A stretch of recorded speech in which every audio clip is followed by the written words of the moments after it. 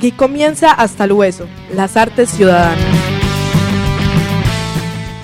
Esto es Hasta el Hueso, hoy con la onda corta, con Surco Records, que es como donde se pertrecha este medio de comunicación que está relativamente nuevo, muy bacano, muy pro. Yo estoy muy contento porque como siempre estoy con Jenny Duque, pero también con Canábico, pero se nos va a ir el primer entrevistado muy pronto, tiene una agenda apretada. Estamos con Carlos Arturo Posada. Voy a hacer como primero la traducción, ¿cierto? Presidente del gran sindicato, del principal sindicato de EPM. Hicimos ejercicios de vocalización, Sintra ENSTES. ¿Cómo estás, Carlos Arturo? Muchas gracias por estar acá. Bien, hombre. Gracias a ustedes por tenerme en cuenta en este nuevo programa, como lo planteabas, Hasta el Hueso. Y hasta el hueso es hasta el hueso. Creo que hay que empezar a gestionar todas estas discusiones, planteamientos de ciudad, de país, etcétera, etcétera, en un momento bastante interesante para los ciudadanos. No importa que dure, la verdad, Cannabis.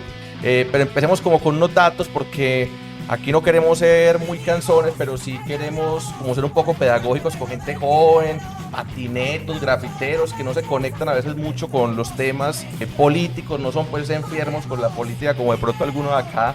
Entonces, contanos, ¿hace cuánto estás en EPM? Ay, hermano, esas preguntas no se deberían de hacer. Te calculan la edad y ya, señora de las 4 décadas. Yo llevo aproximadamente 35 años trabajando para empresas públicas de Medellín. Entré sin libreta militar a esta empresa. Entré de 17... Pura explotación adolescentes. Casi cumpliendo mis 17 años en empresas públicas de Medellín, y siempre he estado en el mismo sitio de trabajo como obrero raso. Soy electricista de profesión. Qué bonito como oficios, un técnico, ¿no? Hacer cosas con las manos. Por las manos, sí. Entré como un técnico en empresas públicas de Medellín. Posteriormente me gradué como tecnólogo. Posteriormente hice mi ingeniería eléctrica. Y la actividad sindical no me ha permitido más que seguir siendo el mismo obrero de toda la vida, porque a los sindicalistas de estas empresas eso es lo que nos castigan, ser sindicalistas, y eso quiere decir que ahí en la empresa no tenemos ninguna otra posibilidad. ¿Vos pensás que eso es una retaliación, un estancamiento? Sí, efectivamente es una retaliación del capital, y aquí lo representa el... Qué pena, Carlos, si te cojo de Google, pero a veces Google está desactualizado. ¿Cuántos empleados tiene EPM? Porque además son cifras delicadas, porque toda la subcontratación, que los contratistas, ¿cuál es tu opinión ahí de cuántos empleados tiene EPM y cuántos están sindicalizados? En empresas públicas de Medellín casi el 100% de los trabajadores estamos sindicalizados. Qué bien. Y estamos sindicalizados por varias razones. La primera es que pues el sindicato Sintraendes es el sindicato natural que construimos los trabajadores de 56 años. Nosotros somos vinculados directamente con empresas, 7.008 trabajadores, pero a más de eso habrán unos 20-25.000 indirectos. Municipio pequeño, municipio mediano. Municipio mediano. Carlos, somos capaces en 4 o 5 minutos máximo de hacer pedagogía sobre qué es verdad y qué es mentira sobre los sindicatos, porque vos sabés que mucha gente que nos puede escuchar lo que escucha es propaganda o publicidad. ¿Cómo situamos a un pelado de 15 años hoy que no tiene familiares sindicalizados sobre qué es el sindicalismo en teoría y en la práctica? No, realmente pues el sindicato es una forma de organización de orden social de los trabajadores en Colombia. Es un derecho por demás fundamental establecido en nuestra Constitución. Pero igual los sindicatos los construimos los trabajadores porque tenemos intereses en común. Y esos intereses en común es mejores condiciones de vida, mejores condiciones de empleo, mejores garantías para el ejercicio de la labor que hacemos, y esos son intereses comunes que tenemos. Sobre la base de esos intereses comunes, pues hemos adquirido ciertas garantías que las hemos adquirido en franca lid, digámoslo así, peleando o discutiendo con la empresa, que en momentos nos ha llevado hasta parar la empresa como fue en 1977, el único, digámoslo, paro que ha tenido las empresas públicas de Medellín en su historia y donde se consiguieron una serie de reivindicaciones que hoy gozamos los actuales trabajadores, pero en ese entonces pues fueron despedidos más de 400 trabajadores por esa huelguita. Bueno, recuerden que aquí en Hasta el Hueso estamos con Carlos Arturo Posada, Sintraemsdes, que es el sindicato de EPM. ¿Qué pasó en Hidroituango? Bueno, en Hidroituango pasaron muchas cosas, y muchas cosas es que se hizo, como ustedes bien saben, pues una contratación. Recordar que Empresas Públicas de Medellín es el accionista de la sociedad Hidroituango.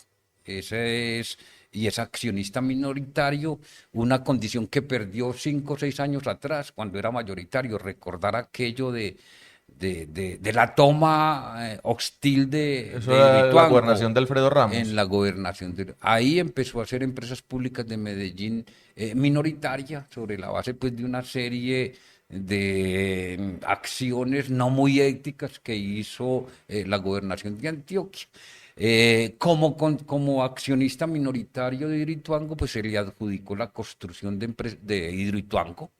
La misma sociedad, es decir, actuamos por un lado como accionistas y por otro lado como contratistas o constructores de la hidroeléctrica, dice uno, más grande que va a tener Colombia. Allí se hicieron unos diseños, se organizó todo, la construcción. Bueno, esa construcción falló. Y falló producto, según los informes que se dieron, inicialmente se nos dijo que había sido por una situación de orden natural. Eso lo dijo una empresa que se contrató cuando la crisis, esta empresa es una empresa colombo-chilena, Escava, y posteriormente Mafre, una reasegurado, pues también contrató su estudio, y ese estudio dijo, no, no es una acción natural, es errores que se cometieron en Hidroituango, errores que obedecían a los contratistas que estaban en diferentes actividades y que modificaron todo lo que tiene que ver con planos, vías, construcciones. La interventoría también dejó pasar y hacer, y efectivamente eso llevó a la crisis, a más de que construyeron un tercer túnel que no estaba autorizado por la Agencia Nacional de Licencias Ambientales y que no era necesario construirlo. Y valga la pena decirlo, el túnel se construyó desde un año antes a la crisis, dice uno, ¿por qué? Ya se preveían situaciones que podían suceder en Hidroituango. ¿Y cómo ves esta discusión ahora con los seguros, con el alcalde saliendo a decir, bueno, paguen, tienen que pagar una serie de exalcaldes, exgobernadores, exgerentes, esto, y entonces los otros responden, pero es que el alcalde retrasó el seguro? ¿Vos tenés alguna posición sobre eso? Sí, desde el sindicato hemos asumido una posición, y la posición es que respondan quienes cometieron los errores. Y efectivamente, pues en todo el análisis que han hecho los organismos de control, ubicaron una serie de responsables, que no son los únicos. Ubicaron Es raro como... porque se saltan algunas alcaldías, Sí. dejan por fuera a Federico Gutiérrez, me cuentan a mí que en algún momento estuvo adentro Aníbal Gaviria, luego lo sacaron, Sí, a efectivamente. Luis Pérez lo sacan también. Esto es un juego político, y un juego político de responsabilidad. Lo que hay en juego aquí, y así lo hemos como visto, es que Empresas Públicas de Medellín lo que representa es un capital monopolista de Estado, que es del Estado y que es de nosotros los ciudadanos, y que lo que hay en juego es que ese capital monopolista está al servicio de quién, y nuestras decisiones al servicio de lo público. Aquí la disputa es al servicio de lo privado. Y esa es, en última instancia, diría uno, la discusión. ¿Quién controla empresas públicas de Medellín y al servicio de quién? Y alcaldía por alcaldía, pues se ha visto que ha sido históricamente al servicio de los privados.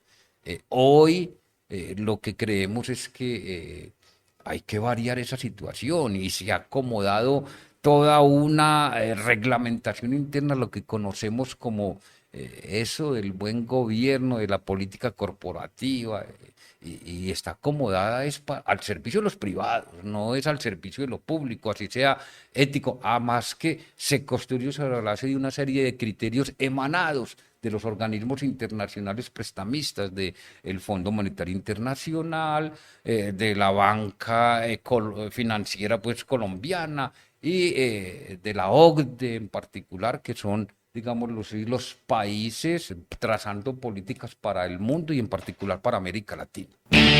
Las artes mágicas de la ciudadanía son imaginar, la amistad y denunciar.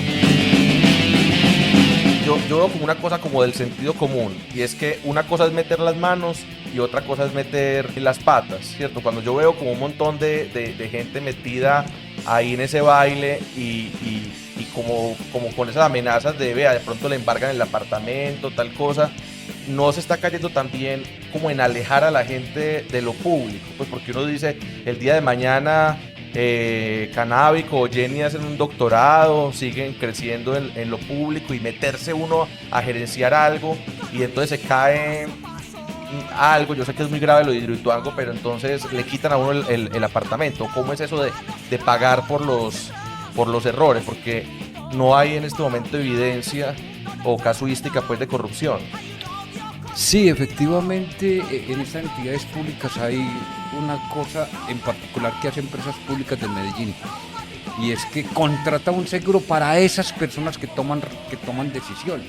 En el caso de muchos de los que hoy están señalados y casi condenados a pagar, pues va a pagar un seguro que les tenía contratado Empresas Públicas de Medellín, y ahí no van a perder ningún apartamento ni ninguna cosa de esas. Eso es un sofisma que nos han dicho, valga la pena, es toda una argumentación que no tiene piso de orden legal. Hay un seguro para eso, y efectivamente ese seguro, ya digo, yo pago y pago por... Pero sí estaba en el discurso de Quintero, ¿cierto? Sí. No, obviamente no nos estamos responsabilizando del discurso de Quintero, pero quería saber tu posición. O sea, ¿a vos no te parece bien que si alguien se descuidó o no era suficientemente ingeniero desde una alcaldía para controlar eso, le quiten su apartamento? ¿O no te parece bien eso? No, a mí no me parece bien, pero lo que sí me parece es que si tiene responsabilidades debe pagar. ¿Con qué? Con su patrimonio, y su patrimonio puede ser esa casa, esto, lo otro, siempre y cuando no haya ese seguro. Pero efectivamente esos cargos tienen esa garantía, es que no van a pagar ellos, sino que tienen un seguro para que pague por ellos. Comentarlo con o sin responsabilidad. Con o Pero sin dolo, pues. Con o sin dolo. Con o Y sin dolo. lo que nosotros creemos es que aquí lo que hubo desde nuestro criterio es que sí hubo la intencionalidad de, digámoslo así, tomar decisiones en favor de particulares, y ahí es donde se cometieron, digámoslo así, los errores, que fueron conocidos en la empresa internamente al interior de la gerencia, y que solo vinimos a conocerlos la población posterior a que se dio la crisis, pues, y que se levantaron muchas de las reservas de las decisiones que tomaron en esa junta directiva. Recordar que las decisiones de la junta directiva son decisiones reservadas, no salen al público, solo quedan en los miembros de la junta directiva. Canábico, ¿nos quieres la opinión? No, es que estaba aquí pensando un poco en todo lo que ha sido el proceso de Hidroituango.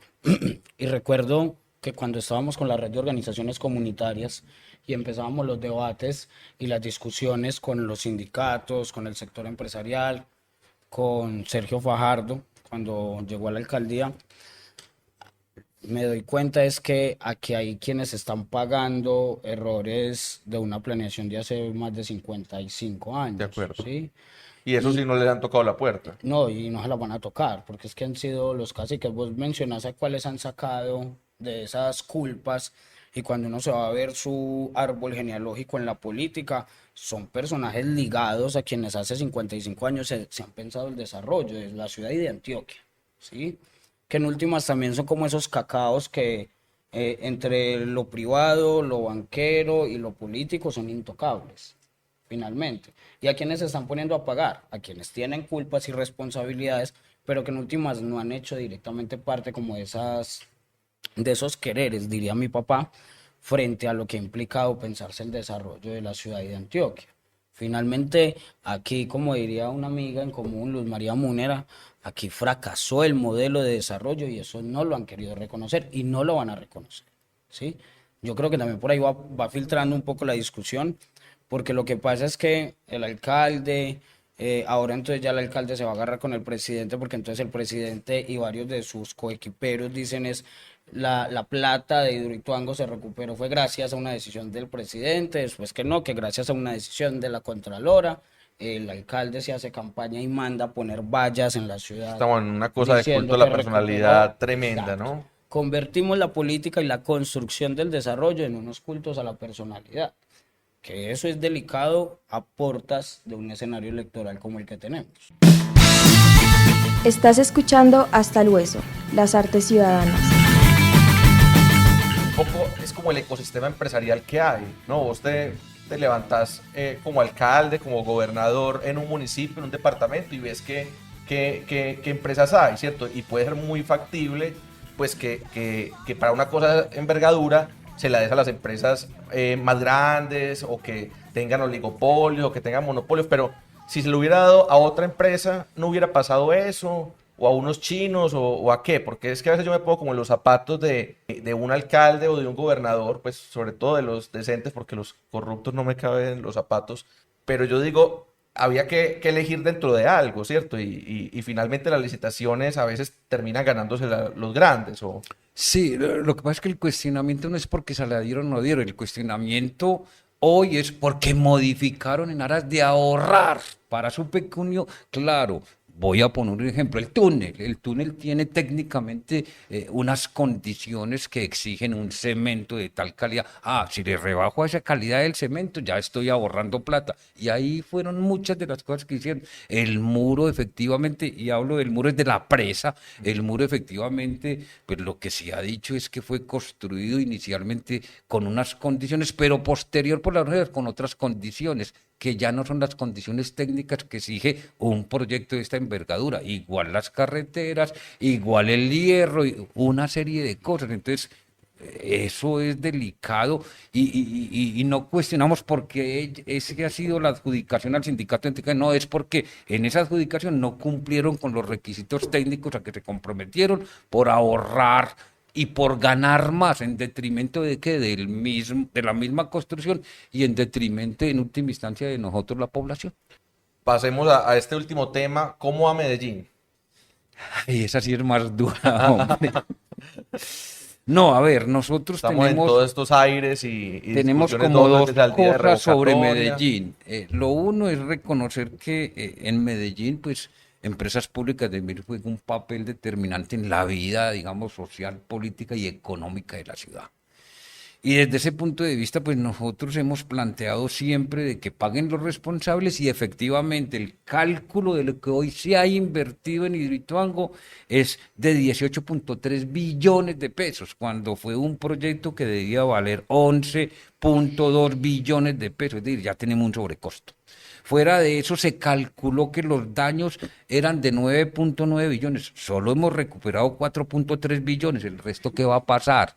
El resto es la población quien va a pagarlo sobre la base de tarifas o sobre la base de otro empréstito o sobre la base de vender activos, etcétera, etcétera. Muchos de los activos que tenemos desde nuestra óptica no le producen a empresas públicas, pero hay activos estratégicos, así no produzcan.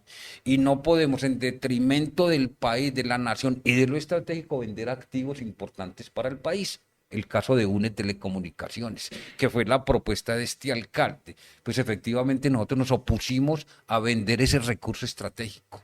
A eso también tenía su interés, es que era para ayudar a la financiación de Hidroituango, habida cuenta de que las aseguradoras no pagaban, de que era mucha plata, de que necesitaba invertir. Hoy recuperamos, digámoslo así, o se decidió 4.3 billones que van a pagar las aseguradoras. ¿Eso fue obra de quién? Pues pudo ser del presidente, del alcalde o de cualquier persona, pero se pagaron. Y eso O el que firmó el seguro. o el que, hace eso es lo años, constante pues, y sonante, pues que ya hay 4 puntos. Es decir, ya no es de una necesario, secretaria que hizo la llamada Eso. el día de la hora que una ya no es secretaria necesario auxiliar vender un EPM Telecomunicaciones. Y en eso de vender un EPM Telecomunicaciones pues, hay cosas muy jodidas. Es que tenemos casi 45.000 kilómetros de fibra óptica en aquello que conocemos instalado en la ciudad de Medellín. Y solo falta lo que conocemos técnicamente como el último kilómetro, es decir, de la esquina del barrio a mi casa, que me conecten en fibra óptica. Hoy me conectan en un tipo, digámoslo así, de conexión que me da es pérdidas en la velocidad técnicamente. Entonces, hoy casi uno diría, si contrato 30 megas y a la casa me están llegando apenas 10, es producto de que en ese último kilómetro hay pérdidas que obedecen al material técnico que está utilizando. Vendemos un telecom, nos ponen eso y la velocidad va a llegar a la casa y en última instancia es el privado el que se va a quedar con esta empresa. A más de eso, pues hemos invertido 5 billones en los últimos 5 años, que han salido de UNE Telecomunicaciones, de las ganancias. No son pérdidas como nos lo están diciendo, es que hemos invertido. Es una empresa que hoy, desde nuestro cálculo, vale 16 billones de pesos. La están vendiendo o la iban a vender por 3.5, como dijeron los concejales. Y ya sabíamos que el comprador era el mismo socio que estaba que iba a licitar internacionalmente por eso. Yo creo que hoy la situación en la ciudad es ponerle atención a esos recursos estratégicos al servicio de quién y que nuestra propuesta compre la parte que falta y vuelva a que las telecomunicaciones, o por lo menos sea propiedad 100% de esta ciudad y de este país. Y recordar que en momentos de guerra, si no tenemos las comunicaciones, estamos perdidos. Y no estamos lejos de que en cualquier momento el caso de Venezuela que reviente cualquier litigio internacional que comprometa al país o que se desate una guerra y nos obliguen a ir a la guerra, como siempre lo hemos hecho en este país, que sin tener vela en el asunto tenemos que participar por esa relación que tenemos con los grandes del mundo, en particular este país. Si se trata de una guerra, tendría que filar al lado de los Estados Unidos. Nuestros jóvenes nos los mandan inocentemente allá, y nosotros decimos, a esa guerra no, ni a ninguna guerra de esa índole que no sea la que sea del pueblo colombiano por mejores condiciones de vida o por transformar esta sociedad. Carlos, ¿y vos soñás la ciudad? ¿Cómo sería ese sueño? ¿Cómo se puede llegar a ese sueño de la ciudad? Ya vi que te toca estudiar mucho desde PM, telecomunicaciones, agua, hidroeléctricas, pero vos como habitante de la ciudad, ¿qué otras cosas ves? La política social, la alimentación de los niños, la calidad del aire, que PM debería de aprovechar sus tecnologías también para pensarse eso. Sí, yo creo que esta ciudad puede ser una ciudad de las mejores del mundo y que tenemos las condiciones para hacerla, siempre y cuando lo que produzcamos lo invertamos en lo público y ese es No el haya mandato, corrupción. que no haya corrupción, que lo público es público y quien llega a una alcaldía es para velar por lo público. Aquí tenemos una concepción que el que llega a lo público es porque va a conseguir plata o se va a usufructuar de ese cargo, empiezan a repartir puestos a uno y a otro, y ahí es donde viene el problema de la corrupción. ¿Cómo está la corrupción hoy? Bien alta en la ciudad de Medellín, bien alta en este país, y uno podría decir que hoy en ese Consejo de Medellín nadie se salva de la corrupción. Igual pues, y en este y en los anteriores. Muy poco crítico con el alcalde, ¿no? Sí, muy poco crítico. Pero quiero como hacer mención de una cosa que también me parece interesante. Una EPM Telecomunicaciones la entregaron en la administración pasada sobre la base de un contrato leonino. Y leonino es que por 150 millones de dólares le entregamos el control y las posibilidades de seguir controlándolo. Y que lo que tenemos invertido ahí nos lo controle el privado. Es decir, le damos la plata al privado para que él la maneje y no tenemos la posibilidad de deshacer eso hasta el 2024.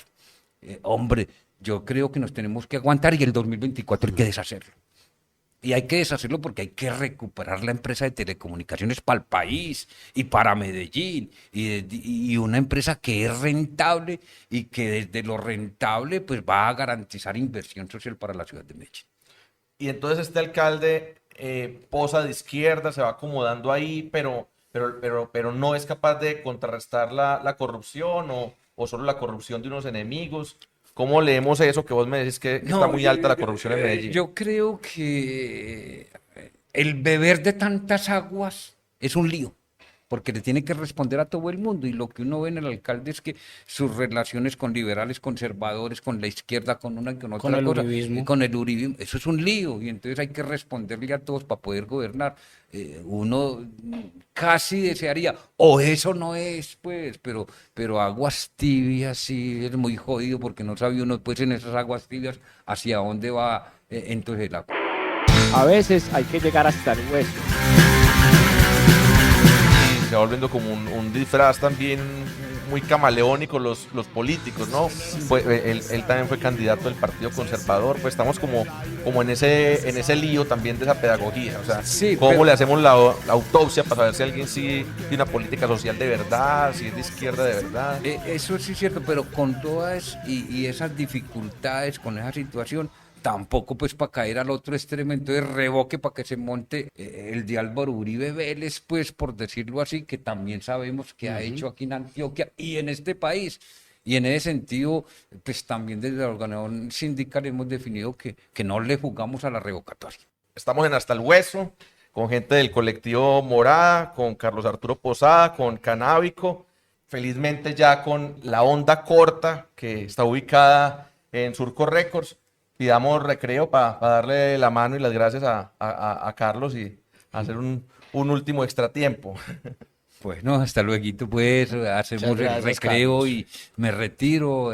Felicitaciones pues por este programa y aquí volveremos a estar si es posible. Carlos, muchas gracias, Ok. nos honras mucho con tu visita.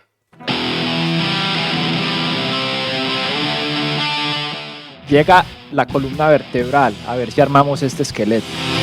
Si algo ha caracterizado a Medellín es que ha sido planeada desde el pasado visionando su futuro.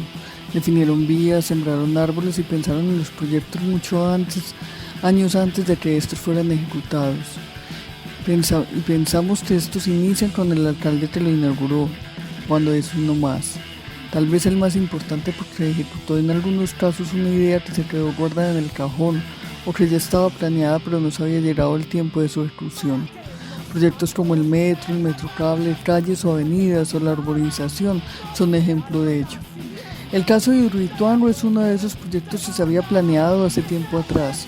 No es como nos han dicho una obra gestada en los últimos 20 años, desde que se comenzaron los diseños.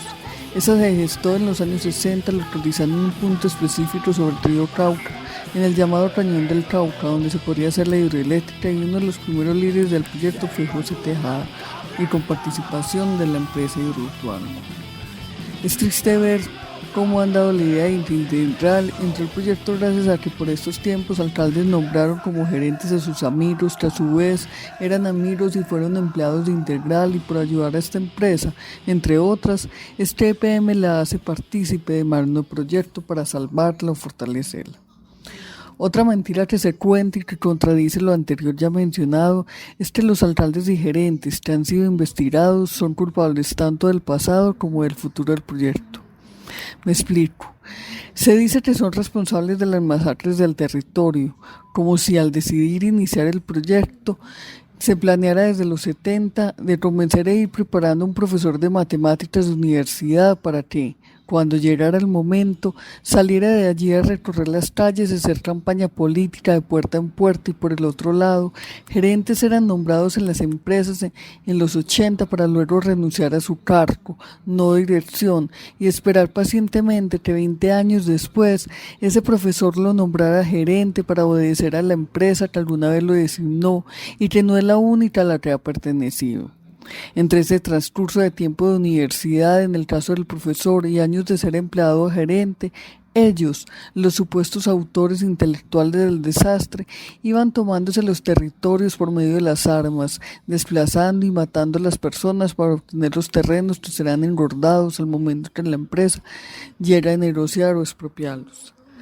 También se les responsabiliza a las personas y empresas investigadas que dirigieron la ciudad entre 2014 y 2015 de la caída del túnel en 2018, como si desde la toma de decisiones en el diseño se supiese o se posibilita conocer la manera en cómo pensarán los futuros líderes de las empresas y del proyecto mismo.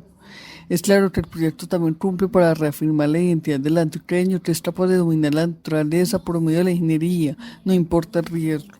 Pero judicializar a alguien por cosas que pasaron 30 años antes de su liderazgo o acciones y decisiones tomadas en el futuro y sin basarse en los diseños que él desarrolló no debería ser éticamente judiciable en un Estado social de derecho con principios.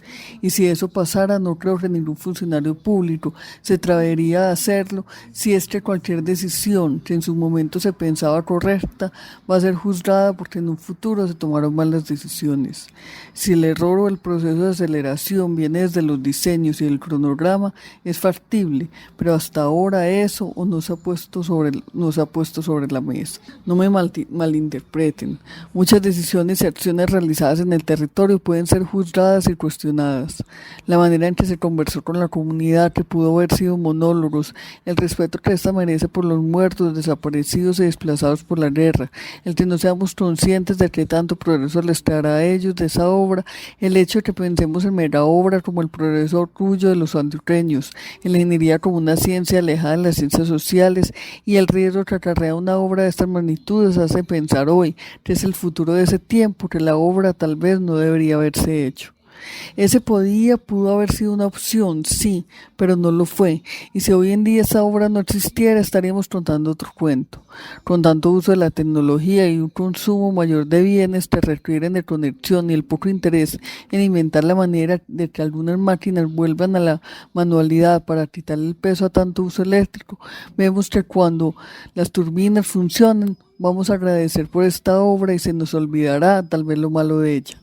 Si esta obra no estuviera a punto de entrar en funcionamiento, estaríamos acusando y denunciando a alcaldes como Salazar y a Fajardo por omisión y por poner a Colombia a volver el uso del petróleo y el carbón o al comprar energía.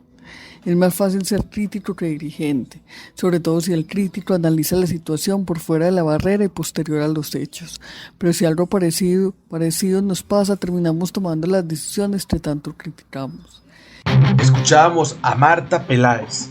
Y a continuación, entre Chamán Mori y Saxi Schneider Dior Calle, vamos a escuchar a Martín Román con Secretaría de la Utopía. Arbolitas, pajaritos, nuestro profe Martín Román me pasó un montón de documentos y había uno que tenía nombre como de confite o de fiesta, que el contrato boom. Estamos hablando de todo ese mierda que se armó con el tema del Tuango, porque eso es muy grave, eso es mucha plata, eso es una soberbia de proyecto muy grande para darle energía como a 3 planetas o yo no sé qué, pero entonces lo enredan a uno y le dicen, no, que es que el contrato boom dice esto, que el contrato Coiri dice lo otro, y uno tiene que ser capaz de ver por sus propios ojos. Entonces uno sabe, muchas veces le ha tocado a uno, hasta para un arriendo, o una planchita, o un lotrecito para ver si esa propiedad venía con aire o no, leer el objeto. Y vean pues, yo se lo leo porque aquí todos somos inteligentes, en virtud de lo establecido en el presente contrato y conforme a los términos y condiciones previstos en el mismo, el contratista se obliga para construir Tuango a efectuar las inversiones que sean necesarias o apropiadas para la construcción y montaje y para la operación y mantenimiento de la hidroeléctrica, cada parte de la misma, bien sea con recursos propios, a través de financiación de la misma por terceros, realizar cualquiera y todas las actividades que sean necesarias, apropiadas, conexas o complementarias para llevar a cabo la construcción y montaje de las obras, los componentes hidroeléctricas como un todo, y para que este y cada uno de los componentes que lo requieren entren en operación comercial en cumplimiento de los parámetros técnicos que resulten aplicables. Y ahí lo que medio entiendo es que eso ahí, ese texto no va a decir nada del otro mundo. El cuento más bien es que decidieron que Hidroituango, porque es como una personita jurídica, contratara con EPM. Entonces eso a algunos les parece bien, a otros les parece mal. Bueno, pero yo quiero primero hablarle a Martín Román. Martín Román, ¿qué es lo que tenía que ser distinto en el Tuango, cuándo y quién? Porque yo no he podido pasar de este enredajo. Y ahora sí, le hablo a Saxi, a mi parcera Saxi Schneider Dior Calle, pero no de sus calles, para que me diga cómo está la estética de Pedro. quién está de gerente, cuántas veces han cambiado de gerente, eso sí le queda el traje, la gente que ha estado últimamente sí tiene traje para eso, porque es que ha bajado mucho el perfil, dice por ahí, desde la encuesta o desde tiempo, porque es que uno pasar de tener una encuestadora, pasar a dirigir tremendas hidroeléctricas, tremenda empresa de servicios públicos, bueno, como que se ha ido perdiendo lo que llaman dignidad del cargo.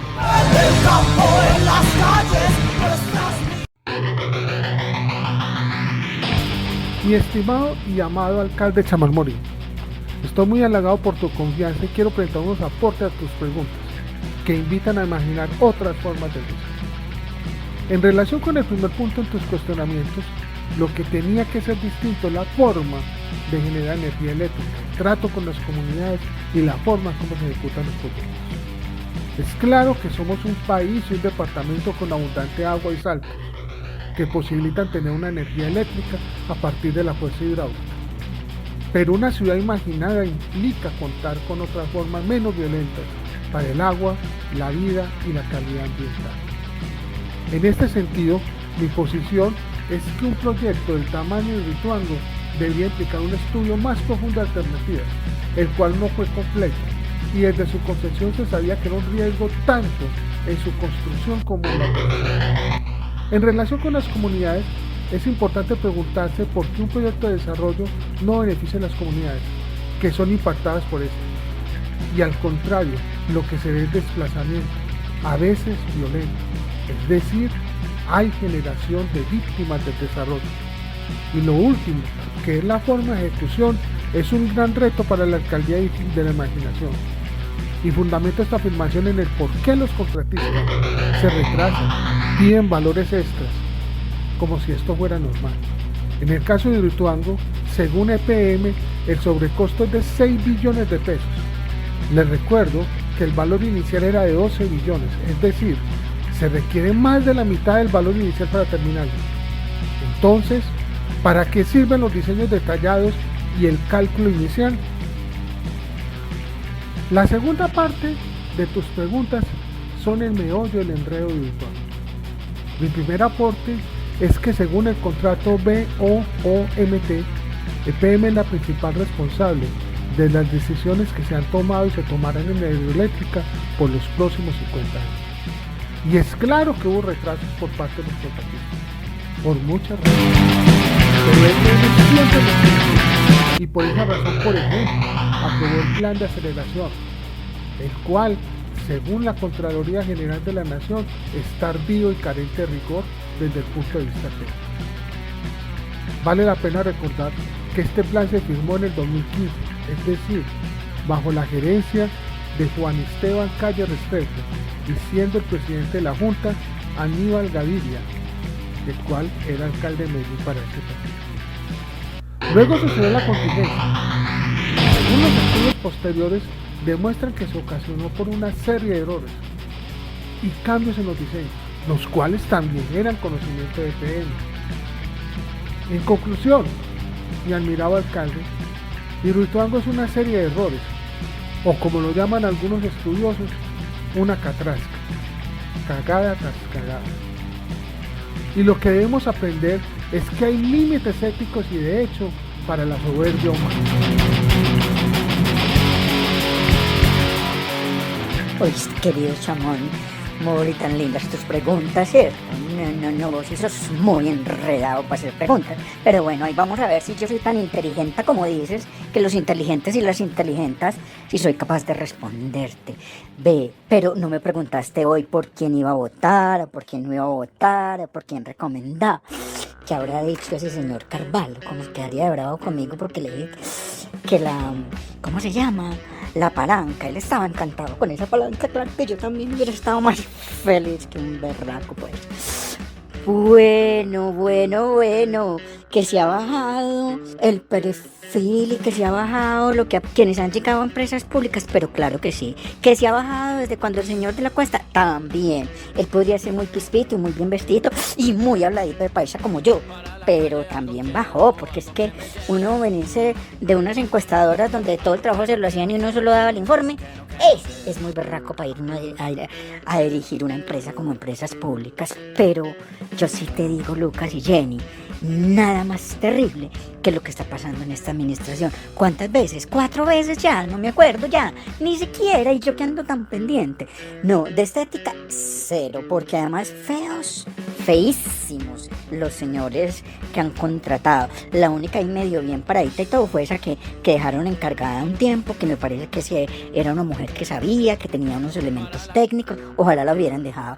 Pero qué desgracia con este señor alcalde tan sucio, como ha utilizado Empresas Públicas y como ha utilizado Hidroituango para que nosotros creyamos pues que él es la maravilla y que nos vino a salvar y que no sé qué, y todos los petristas pues así, ¿cómo se dice? Arrodilladitos y haciendo la oración y todo, empezando por la nueva negra grande de Colombia, como está de brava que porque Fajardo iba a ir a Ituango.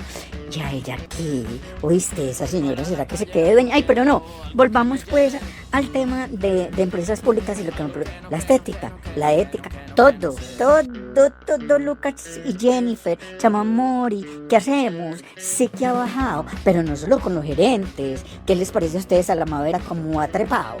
Esa sí que ha trepado, trepadorcita, ya sabe cómo hacerlo, porque esa se queda calladita aquí, dice acá, no sé qué, pero como no se va a ver calladita con semejante sueldo que debe tener de vicepresidenta y que esté ni siquiera el sueldo, sino que semejante señora que no tiene idea de muchísimas cosas. Ay, qué vergüenza de señora. Esa, el otro que llegó de control interno, creo que se llama, el primo de la tía de la mujer del mocho, como todos son parienticos, y ese nepotismo, pues eso sí nadie lo investiga.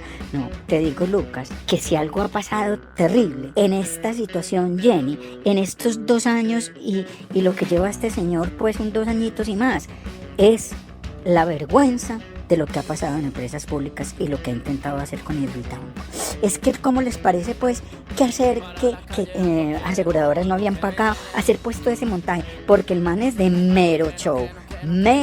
Yo creo que ese se presenta como se debería presentar, es en Yo Me Llamo, o en ese otro malo del otro canal, ¿cómo se llama ese programa? Tiene talento, yo no sé qué. Ese sería, pero fantástico. Ahí sí que haría más platica. Como le gusta la plata. Terrible lo que está pasando en EPM. Terrible la forma como nos han engañado. Terrible la forma como estos señores han usado y siguen usando y seguirán lucrándose, y seguramente que metiendo la manito pues allá, la mano larga para otras cosas, y no sabemos qué irá a pasar, pero nos van a dejar un mierdero. Yo puedo decir estas palabras.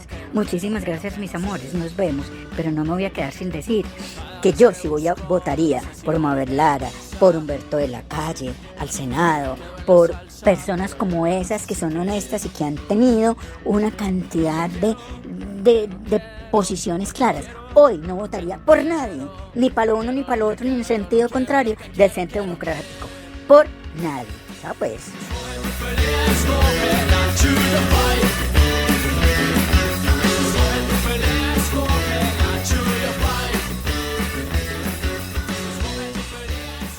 Seguimos acá en Hasta el Hueso con el profesor David Suárez, exsecretario general de EPM, un defensor de lo público, profesor de AFID, director de la especialización en Derecho Público. Hidroituango arrancó por allá en los años 60 o 70. Fueron los primeros estudios de ingeniería, y que en esa época muchos dijeron es una locura, es un sueño, es una utopía. Incluso EPM en los años 80 y principios de los 90 estaba como reacio, como pesimista, no veía como muy claro meterse en ese cuento, ¿no es cierto? Pero el tema va avanzando y digamos que fue la gobernación, ¿no es cierto? Tanto Álvaro Uribe, la gobernación de Luis Alfredo, que empezaron como a jalonar el tema y crean una sociedad, ¿sí?, llamada Hidroituango. Eso hay que aclararlo.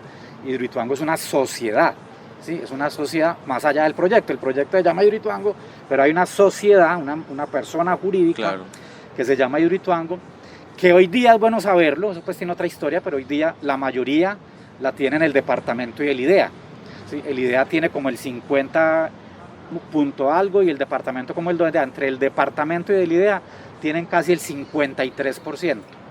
EPM tiene como el 46% y un grupo de particulares tienen un 1, un 2%, pues algo muy, muy mínimo. Diríamos pues entonces que los dos socios son básicamente departamento y municipio de Medellín, representados en el IDEA y obviamente en EPM, ¿cierto?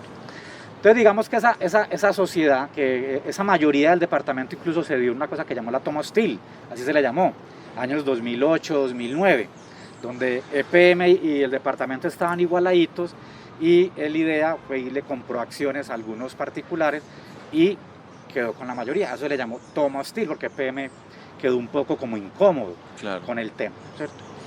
Pero finalmente se decide, año 2009-2010, que había que hacer Hidroituango. ¿Por qué? Hombre, esto es muy importante explicarlo. Colombia depende en gran medida de la generación hidroeléctrica, ¿cierto? Sabemos que también hay generación térmica, que hoy también pues se habla de energía eólica, solar, pero indudablemente Colombia pues tiene un gran énfasis por sus fuentes de agua, por su historia tradicional de crear hidroeléctricas. Y si Hidroituango no se hacía, posiblemente Colombia podía haber tenido problemas delicados de energía ahora en los años 2023 en adelante. ¿Sí? ¿Por qué? Porque Hidroituango va a generar el 17% de la energía de todo el país. ¿Sí? El 17%, eso es mucho. Alguien dirá, pero es un porcentaje. No, en energía eso es mucho, que una sola hidroeléctrica sería la que más genera, ¿o no? Exacto, es el proyecto más grande, es un proyecto inmenso. Entonces digamos que la decisión se toma. Inicialmente Hidroituango pensó en sacar un proceso internacional, una convocatoria internacional, y entonces hizo una invitación a precalificar, una invitación como es un sondeo, como quien dice, a ver señores, vea, ¿quiénes estarían interesados en participar en la cuestión de proyecto? Ahí estaba Cuatro Gargantas. Y se presentaron más o menos como 11, casi todas internacionales, entre ellas EPM, y finalmente quedaron 7. O sea, hubo 7 entidades o consorcios que cumplieron los requisitos mínimos financieros, técnicos, jurídicos que puso en Hidroituango. Advirtiendo pues que eso tuvo bancas de inversión, firmas de abogados especializadas, eso pues no lo hicieron pues 3 señores allá en el PM o en Hidroituango, no. Eso fue con bancas de inversión, con firmas de expertos. Pero en medio de esa precalificación, o sea, todavía no habían abierto la subasta, en medio apenas de esos preliminares, EPM y el departamento empezaron a sentarse y a decir, oiga, venga, ¿y nosotros por qué le vamos a entregar esto de pronto a un extranjero? Porque esto no lo hace EPM. Ustedes no son capaces de hacer esto, ustedes pues que han hecho Porce, y entonces empezaron a negociar.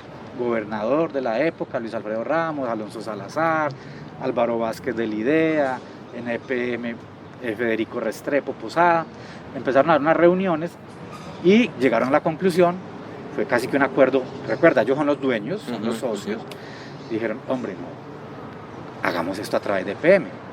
Entonces, ahí fue donde sale un famoso contrato que es muy famoso, que es el BOOMT. El BOOMT. Que lo celebran entonces entre la Sociedad Hidroituango y EPM. En esa época se creó una empresa espejo que se llamó EPM Ituango, pero duró muy poquito. ¿Ah, sí? Finalmente EPM Ituango, que es como una sociedad de papel, le trasladó todo a EPM.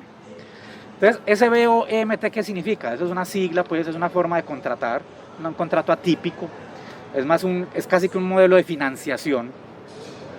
Esas siglas significan construcción, ¿sí? Mantenimiento, operación, y eso era un contrato por 50 años. ¿Sí? Durante 50 años va a durar ese BOMT entre la Sociedad Hidroituango y EPM, ¿correcto? Celebraba ese BOMT, estamos hablando ya de los años 2011, EPM entonces saca a licitar las obras, muchas obras, vías de acceso y obviamente la gran obra pues que es la hidroeléctrica, la presa, ¿no es cierto? Son muchos contratos y finalmente para allá en el año 2012 pues se lo gana un consorcio que está integrado por una firma pues muy conocida de Brasil y unas firmas colombianas que son con Concreto y con INSA Ramón H, ¿cierto? Ese es el consorcio ganador y la firma brasilera que Camargo Correa, ¿cierto? Camargo Correa. Ah, pensé que era la famosa, sí. Odebrecht participó. Pero no ganó. Okay. Imagínese dónde hubiera ganado Odebrecht, en qué lío estaría. Entonces se arma un consorcio, repito, entre Camargo Correa y con Concreto y con INSA Ramón H. Y también sale un contrato de interventoría que se lo ganan 2 firmas que son CEDI e Ingetel. son las firmas interventoras. ¿A vos te parece que no fue bien adjudicado? Sí, mira, en su momento ninguno de los perdedores demandó, ninguno. Sin embargo, los escándalos se hicieron fue por una cosa. En el 2018 salió Néstor Humberto Martínez, que era el fiscal, dando un gran anuncio como era costumbre de él. Rueda de prensa, 2018. No, 2017, porque fue en el gobierno de Santos. Y dijo, encontramos la prueba reina. Encontramos corrupción en la adjudicación del contrato de Hidroituango. Tenemos un testigo estrella de que hubo plata de por medio. Anunció eso. Y a partir de ahí se iniciaron unos procesos penales. Hoy no ha habido nada. O sea, no hay nadie en la cárcel, no hay nadie capturado, no han dicho quién fue el que recibió plata. Y ese fue el anuncio en televisión, eso fue, me acuerdo, eso fue en televisión, en radio, en directo, un día como a las 11 de la mañana, el gran fiscal Néstor Humberto diciendo, ya tenemos, pues, si hubiera sido cierto, poniendo una tela de juicio. Si hubiera sido cierto que había prueba reina, que pues, ¿dónde están las capturas? ¿Dónde están las privaciones? Vamos a anunciar de eso y que 5 años después no pase nada. Entonces, mira, yo hago una advertencia, hombre. Hay veces en estos negocios tan grandes surgen vivos, intermediarios, comisionistas, claro, que muchas veces van y le dicen a los extranjeros, oiga, yo conozco a la gente de PM, yo conozco al alcalde de Medellín, venga, incluso les conseguí una cita y cobran por eso. O sea, no es nada raro, ojo, hay que distinguir. Es posible que haya habido comisionistas, intermediarios que hayan pedido plata diciendo que ellos podían ayudar para que les adjudicaran el contrato.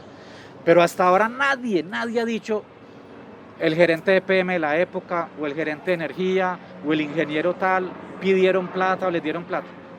Y como te digo, los que perdieron, ninguno demandó.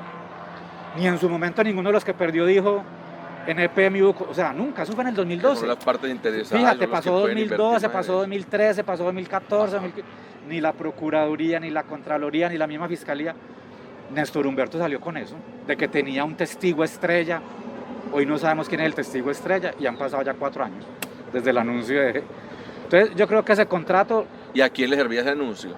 A él, protagonismo, es como Francisco Barbosa cuando sale a hacer... Esos organismos de control, lastimosamente en Colombia, Contraloría, se volvieron primero muy selectivos. Ellos determinan a quién investigan, a quién le hace celeridad. Mira, un proceso en Contraloría normalmente se demora 4, 5, 6, 7 años. Lo de Hidroituango lo sacaron en año y medio. Ajá. Y un caso de esos, de billones. Ajá. ¿Por qué? ¿Por qué y los demás demoran 4, 5, 6 años? Y sacan a Federico Gutiérrez, a Luis Pérez. O sea, es una cosa muy extraña, ¿no es cierto? Lo que hay ahí. Entonces, fíjate, se contrata eso. Además, hubo un contrato que aquí es donde empieza la historia, de unas vías y de unos túneles iniciales. Y esos contratistas, lamentablemente, empiezan a atrasarse. O sea, año 2012, 2013, empieza a haber atrasos. En algunas, incluso un contratista de esa época, le terminan el contrato. Hay una queja de que por qué nunca lo multaron, o sea, hay un reclamo y la gente, ¿por qué PM nunca multó a esos contratistas, nunca los sancionó? Finalmente los sacó y lo que hizo fue cambiarlos. Esto es un proyecto, esto es un megaproyecto y para que la gente entienda, hombre, cuando uno reforma la cocina de la casa, hermano, un baño, ¿cierto? Cosas que son de 15 días y se terminan demorando 4 meses, sí. Cosas que valían 3 millones y terminas pagando 10 millones, ¿verdad? Porque el albañil te dice, hombre, vea, ya que va a cambiar el piso, hermano, cambiemos de una de la tubería, ¿no? Ahora imagínate una hidroeléctrica. Es un proyecto a 10 años. Eso se calculaba que iba a entrar en el 2018, desde el 2010. Pero mira lo que tenía que pasar. Hubo unos problemas de orden público en la zona. Hubo problemas con comunidades. Vos sabes que siempre que hay un proyecto de eso, y hay evidencia que llegaron buses de otras zonas del país con gente a armar sus cambuches. ¿Para qué? Para tratar que los reubiquen, que les den vivienda, que los indemnicen. O sea, eso no es tan fácil. Claro. Sí, hacer un proyecto de esos tiene unas connotaciones. Bueno, había que tramitar una licencia ambiental. Fíjate que la licencia ambiental fue solicitada desde el año 1999. ¿Y sabes cuándo la otorgó el ministerio? Porque cuando eso no existía todavía la ANLA. En el 2009, se demoró 10 años. Ay, el solo trámite de la licencia ambiental se demoró 10 años. Hubo muchos problemas de orden público. Allá había guerrilla, extorsión, como te digo, marchas de comunidades, hubo protestas, o sea, hubo bloqueos, que eso empieza a trazar un proyecto. Y fuera de eso, lastimosamente, el contratista inicial de las primeras vías de acceso y de los primeros túneles, que no tiene que ver nada con el colapso, que ahorita hablamos de él, empezaron a trazarse. Entonces el cronograma empezó a colgarse. ¿Y EPM cómo gestionó esa demanda social y esa conflictividad? Normalmente no, hacen un censo, EPM tiene pues mucha cancha en eso, incluso tiene acompañamiento del Ministerio del Interior, hay una área de comunidad, cuando hay comunidades indígenas, etnias, normalmente hacen un censo, reubican a la gente, les vuelven y les construyen la casa en otro sitio, los indemnizan, les generan empleo. EPM busca mucho que los contratistas utilicen la mano de obra de la zona, eso reactiva muchos, o sea, esos municipios de esa zona, pues me vas a perdonar la expresión, eran muertos, eran muertos. E Hidroituango, más allá del debate, que hay un debate ahí de fondo muy delicado, el ambiental, el de meterse con el río Cauca, que eso sería otro debate que nos demoraríamos horas, pero más allá de ese debate, no hay duda que un proyecto como este activa la economía de los 5 o 6 municipios a la redonda. ¿Y es verdad o es un mito lo de las fosas comunes? Porque a uno le llegan noticias de fosas comunes inundadas de pronto. Mira, hombre, en Colombia, donde no habrán, pues vos sabes que los 80, los 90, los 2000 hubo municipios muy violentos, entre ellos Ituango.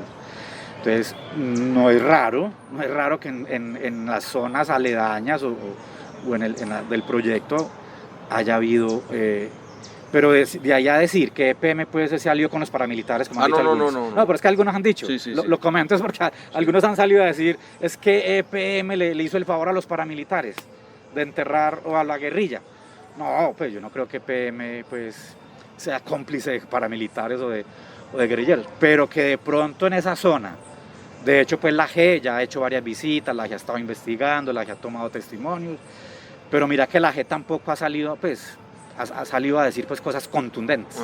Pero ya la JE, la Jurisdicción Especial para la Paz, contrató incluso a la Antioquia.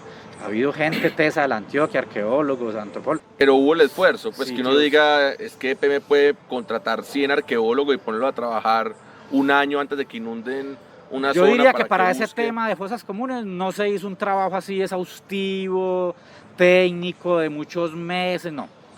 No, es ahora, después que hubo las denuncias, que empezaron a hacerse investigaciones por parte de la Fiscalía, de la Jurisdicción Especial para la Paz.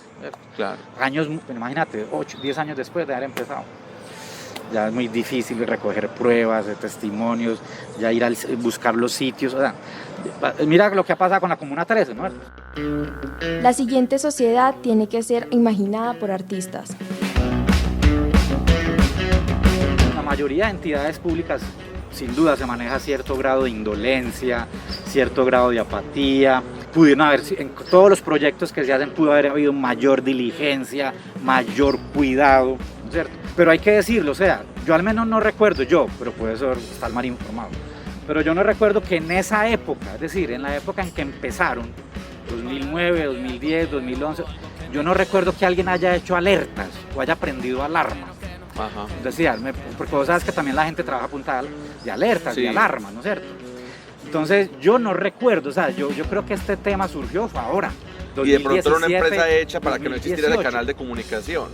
Entonces, porque uno a veces, uno que es un ciudadano privilegiado, pues que conoce a no sé quiéncito, que estudió, que tiene wifi, a veces le queda a uno muy difícil que una entidad le responda a uno algo. Ahora en Ituango, por ejemplo.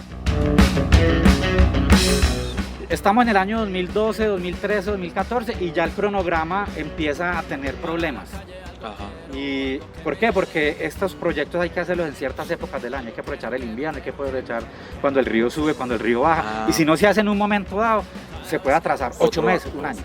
Entonces por allá en 2014 los expertos dijeron, bueno, una advertencia, este proyecto tenía un BOAR, era un grupo de expertos, 4 extranjeros, unos tesos, europeos, y creo que había un brasileño, tesos, pero te digo, esto no es solo EPM, había un BOAR de expertos internacionales que venían cada 2 o 3 meses a hacerle seguimiento a todo. Entonces en el 2014 ellos dijeron, nos vamos a colgar en un año, nos vamos a atrasar en un año si no tomamos medidas. ¿Y cuál fue la medida que se le ocurrió? Hoy todavía no se sabe a quién.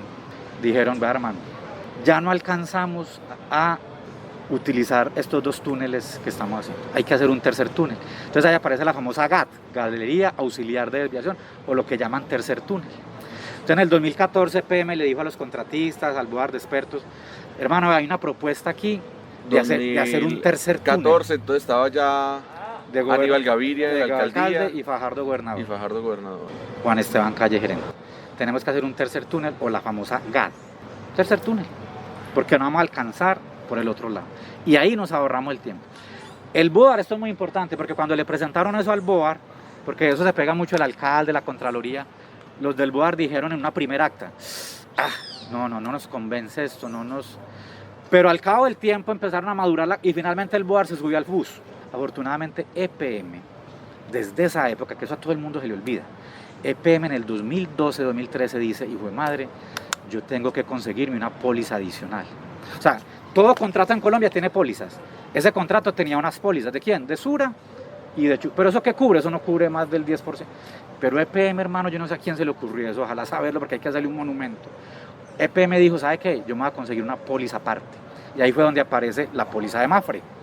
Que fue la que finalmente pues ahorita llegamos a la historia de Mapfre. O sea, desde esa época se previó y esa póliza al dólar de hoy está más o menos cubriendo unos 12 billones. Sí, o sea, esa póliza pues está dividida en daño emergente, pero en total la póliza de Mapfre cubre cerca de 12 billones de pesos. Lo que llaman plan de aceleración es que se aumentó el número de personal, el número de ingenieros, el número de trabajadores, mayor maquinaria. ¿Y por qué ese tercer túnel no tiene licencia ambiental? Los proyectos de infraestructura tienen una licencia ambiental y allá hubo una discusión, me contaban los ingenieros, de si la licencia ambiental inicial cobijaba ese tipo de ajuste. Hubo una gente que dijo que sí, o sea, que no era necesario tramitar nada. O sea, que la licencia era para el proyecto de Hidroituango y que el número de túneles no era determinante en la licencia. Y hubo personas que dijeron, sí se necesita. Parece ser que decidieron arrancar a hacer la cosa y fue después que lo llevaron a la... Y finalmente la ANLA se las dio. Pero después de que ya lo habían construido. Eso es un problema ya disciplinario, de si violaron normas o no. Pero finalmente no es un problema ambiental porque la ANLA finalmente la dio. Solo que la dio después de. O sea, vos construiste tu casa, no tuviste permiso de la curaduría, pero después fuiste y te lo dieron. Dijeron, sí, está bien. Entonces, finalmente la ANLA sí la dio. Lo que pasa es que tenía que ser previa. Pues hermano, ¿qué pasó? Construyeron ese tercer túnel. ¿Cuándo lo construyeron? Es una cosa muy importante. Porque ahí es donde uno dice, Luis Pérez, Fico, ¿por qué sacan el último gerente? ¿Por qué lo sacaron de la Contraloría? ¿Por qué? Porque es que ese túnel lo construyeron en 15, 16, 17. Claro. O sea que a Luis Pérez le tocó 2 años, a Fico 2 años, a De la Cuesta estuvo 2 años. 2 años. Y Lucas, en febrero del 2018, todo el mundo iba a Hidroituango a felicitar al gerente del proyecto. Esto es una marca, puta, lo vamos a inaugurar. O sea, hasta febrero del 2018 eso era un éxito. Se había recuperado ya el tiempo, o sea, ya no iba a haber un atraso de 1 año. Creo que el atraso estaba como en 1 mes o 2 meses. El proyecto ya estaba como en el 87%. O sea, todo el mundo estaba cantando victoria, todo el mundo feliz, subiéndose allá la foto. El plan en enero o febrero de 2018 era ir a visitar a Hidroituango. ¿Y qué pasó? Y en marzo, ¡pum!, colapsa el tercer túnel. La famosa GAD, la Galería Auxiliar de Desviación. Hombre, mira. ¿Se ha auditado bien el tercer hoy, túnel? Mira, hasta ¿Se hoy... economizaron en materiales? No, porque entonces ahí hay un punto. Entonces, mira, hasta hoy todavía no, hoy, casi 4 años, eso fue en marzo del 2018, ya estamos en 2022, febrero. O sea, hoy, 4 años después... El responsable del tercer túnel era con concreto, sí, los contratistas, con Insa Ramón H. y una Camargo... Exacto, y con la interventoría. Sí. Entonces hay varios temas. Cuando falla una obra, ¿qué puede ser, hermano? Puede ser problemas de diseño, mal diseñado. Integral en ese tercer túnel, ¿qué hacía? Nada. Era el diseñador. Por ejemplo, hay teorías de teorías. ¿Sabe qué teorías han dicho algunos? La poda de árboles, la tala de árboles, de piedras, de escombros, eso también estaba contratado. Yo una vez leí un informe que dijo que esa gente tiró todo eso al río. No puede ser. Hay una teoría que dice que fue un montón de ramas, árboles, que fueron los que se metieron allá y generaron el taponamiento. Hay una teoría que dice eso. Ajá. Hay otro estudio que dijo que no, que fue que había que echarle un cierto material a cierta zona y no se la echaron. El alcalde ha dicho que malos materiales, eso nunca nadie lo ha dicho, ningún estudio serio ha dicho eso. El proyecto hasta ahora, ¿cuánto lleva? Lleva 4 años de atraso. Es posible, si se cumple, que en julio estén las 2 primeras turbinas, es posible que en diciembre o enero esté la tercera y cuarta, y es posible que en el 24 o 25 estén las otras 4, que son 8 turbinas. Pero ya con las 2 primeras, la huevonada empieza a marcar. Sí. Es una mina de plata, hermano. O sea, generar energía en este país es un negocio redondo. Yo, como te digo, no soy financiero, pero hermano, decir hoy, ¿no es cierto?, que en 50 años, o sea, a mí me parece absolutamente irresponsable uno hablar en este país de cosas que pasen de 10 años. Son 5, 6, 8 años, no sabemos eso, la utilidad que esté dando. ¿Y cuánto es la pérdida? Por eso no sabemos. La Contraloría calculó en 4.3. Claro que hay una advertencia. La Contraloría solo es otra cosa que hay pendiente. La Contraloría hizo corte a 2019. Hay una pregunta. La Contraloría va a abrir otra investigación por 2020, 2021, porque ya es un problema de lucro cesante. O sea, la Contraloría ya calculó el daño, porque el daño ya se ocasionó. El lucro cesante es lo que han dejado de recibir Hidroituango por no haber empezado a generar en el 18. Es que la Contraloría, como te digo, se apresuró. Después hay una investigación de unas cosas que todavía no han terminado, que todavía no se da cuánto se perdió. Pero yo no creo que haya tanta maldad en un ser humano que quiera poner en riesgo todas unas comunidades. No sé, hubo errores de cálculos de ingeniería, es posible. Se les fueron las luces a los ingenieros, metieron el material. No porque hayan metido material más barato, no pusieron el material más adecuado, no sé. Pero como te digo, a hoy nadie lo ha dicho. ¿Y se ha calculado damnificados por Hidroituango? Sí, damnificados en qué sentido, hay acciones populares, hay demandas de comunidades. El PM tiene muchas demandas, sí. Que es otra cosa que la gente no sabe. O sea, la gente cree pues, que eso está en el limbo. Que pues es que es muy difícil comprobar y juzgar, pero hay gente que dice, no, ya por aquí no pasa ni un pescado, aquí cambió el clima. Hubo una tragedia, claro, hubo unos daños ambientales, claro. ¿No? La contingencia afectó fauna y flora. El PM sacó un balance de cuántas especies fueron encontradas. No, eso incluso pues eso no se escondió, eso está en el balance. Pues llevó, pues no sé, con muchas comunidades tuvieron que salir de su casa, tuvieron que estar en albergues. Hay gente que demandó perjuicios, eso está en tribunales. EPM tiene muchas demandas, mucho se llegó a conciliación. Ya se resolvió como en Space. ¿Recuerdan? En Space hubo gente que arregló, les ofrecieron el 60 y otra que demandó. Lo mismo, en Hidroituango mucha gente ya EPM los indemnizó, arreglaron. Sí. Creo que sean más de 2.000, 3.000 familias. Ya.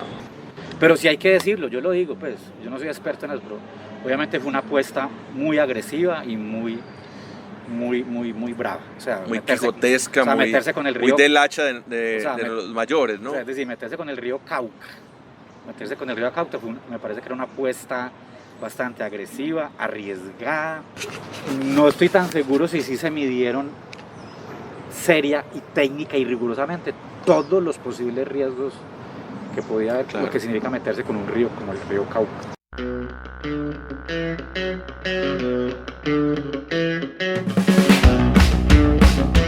Escucha y descarga especiales Hasta el Hueso en morada.co y el canal de YouTube Morada Estéreo. Todos los jueves 9 p.m. una nueva entrega.